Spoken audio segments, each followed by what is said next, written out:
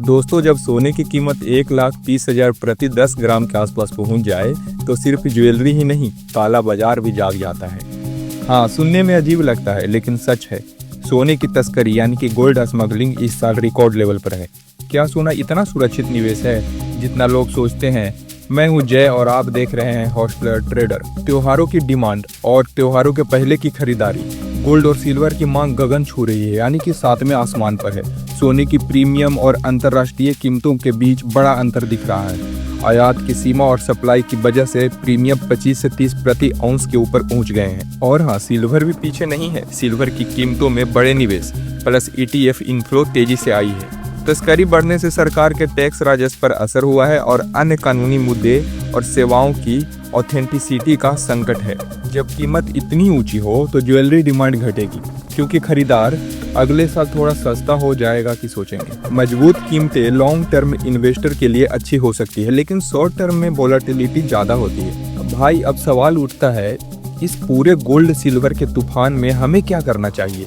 कहाँ पैसा लगाना समझदारी और कहाँ बस FOMO, fear of missing out है। देखो, पहली बात, फिजिकल गोल्ड खरीदना आज के समय में थोड़ा ट्रिकी है।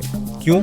क्योंकि सोने पर अब 2,000 से 3,000 प्रति ग्राम तक का प्रीमियम बढ़ गया है। मतलब अगर असली भाव 1,30,000 है तो ज्वेलर तुमसे 1,33,000 तक वसूल सकता है, और त्योहारों में तो ये और ही बढ़ जाता है, पूछो ही मत। तो अगर तुम फिजिकल गोल्ड खरीद रहे हो तो हमेशा VIC हॉलमार्क 22 कैरेट या फिर 24 कैरेट वाला ही लो।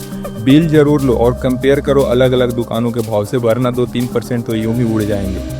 अब आते हैं स्मार्ट इन्वेस्टर पर, जो सोचते हैं भाई मुझे ज्वेलरी नहीं, रिटर्न चाहिए।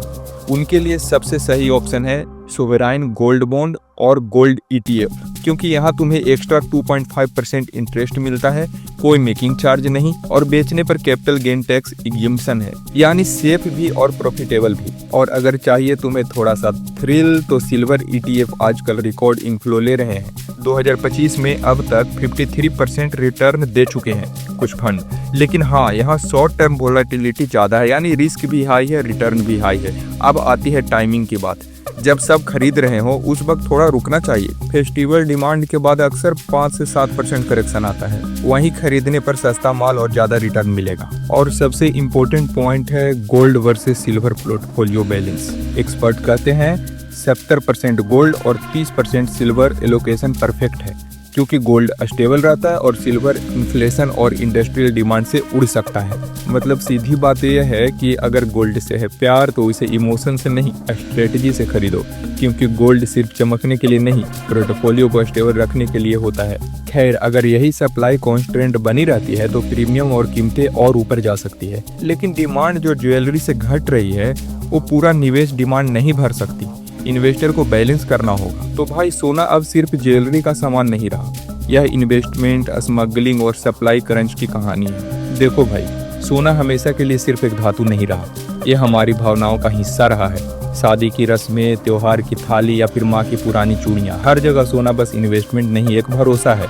लेकिन अब खेल बदल चुका है। अब सोने की कीमत 1,30,000 के पार और सिल्वर में 53% की रैली है, और दुनिया भर के सेंट्रल बैंक इस गोल्ड रश को देख रहे हैं। तो सवाल ये नहीं है कि गोल्ड महंगा है या सस्ता, सवाल ये है कि तुम तैयार हो या नहीं, क्योंकि आने वाले महीनों में गोल्ड और सिल्वर सिर्फ जेवर नहीं, स्ट्रेटजी बन जाएंगे।